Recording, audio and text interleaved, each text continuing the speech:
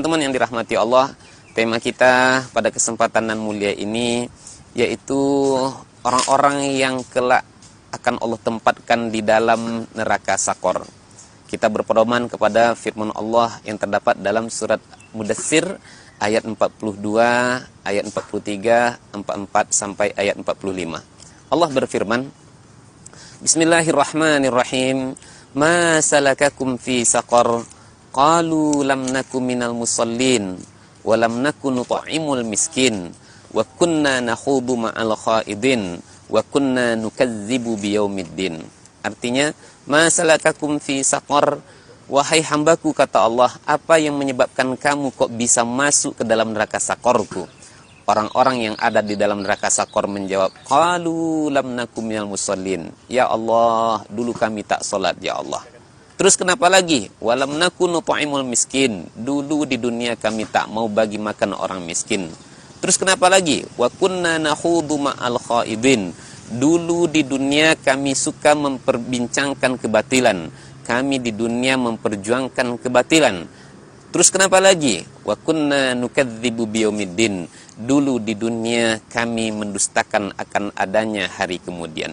Teman-teman yang dirahmati Allah, 4 penyebab seorang hamba akan dicampakkan masuk ke dalam neraka Sakor. 1, karena dia tak sholat. 2, karena tak mau berbagi dari apa yang dia miliki.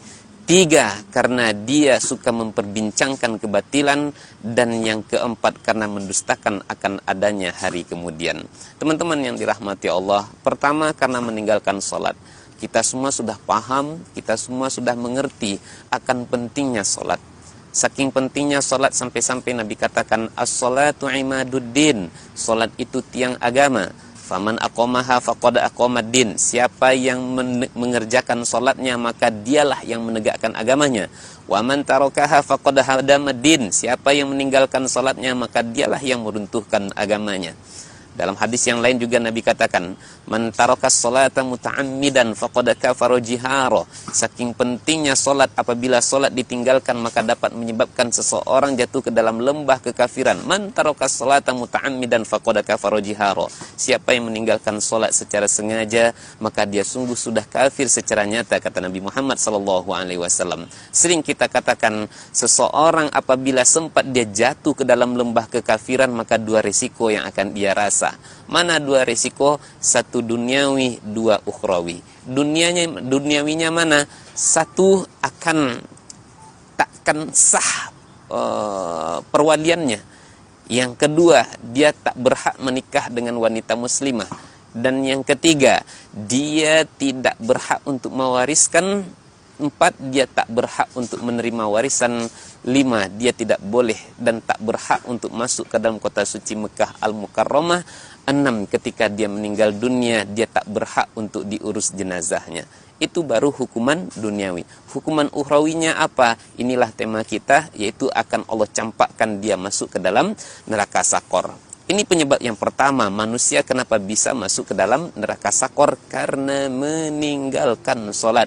Kita sama-sama tahu, orang yang sholat saja bisa celaka, apalagi orang yang tak sholat sama sekali. Itulah yang Allah sebutkan dalam surat Al-Ma'un, fawailul lil musallin alladzina hum an sholatihim sahun. Maka celakalah, maka begitu menderita akan tersiksa orang-orang yang sholat. Siapa orang-orang yang akan menderita padahal mereka sholat? Alladzina hum an sholatihim sahun, yaitu mereka yang lalai dalam pelaksanaan sholatnya. Yang kedua, dari surat Al-Mudatsir tadi, orang yang akan Allah campakkan masuk ke dalam neraka Sakor siapa? Yaitu orang-orang yang tak mau memberi makan orang miskin. Intinya dia tak mau berbagi ketika itu. Teman-teman yang dirahmati Allah, dalam Al-Quran juga dijelaskan, orang-orang yang tak mau berbagi dari apa yang dia miliki, maka kelak apa yang dia miliki itu justru akan menjadi bahan untuk penyiksa baginya di yaumil qiyamah. Allah Subhanahu wa taala berfirman, "Walladzina yaknizuna adh-dhahaba wal fiddata wa la yunfiqunaha fi sabilillahi fabashshirhum bi'adzabin alim. Yauma yuhma 'alaiha fi nari jahannam fatukwa biha jibahuhum wa junubuhum wa dhuhuruhum. hadza ma kanaztum li anfusikum fadzuqu ma kuntum taknizun. Dan orang-orang yang suka menumpuk-numpuk harta, baik itu berupa emas maupun perak, maka berilah mereka kabar gembira di yaumil kiamah. Apa kabar gembiranya? Azabin alim, yaitu azab yang amat sangat pedih sekali.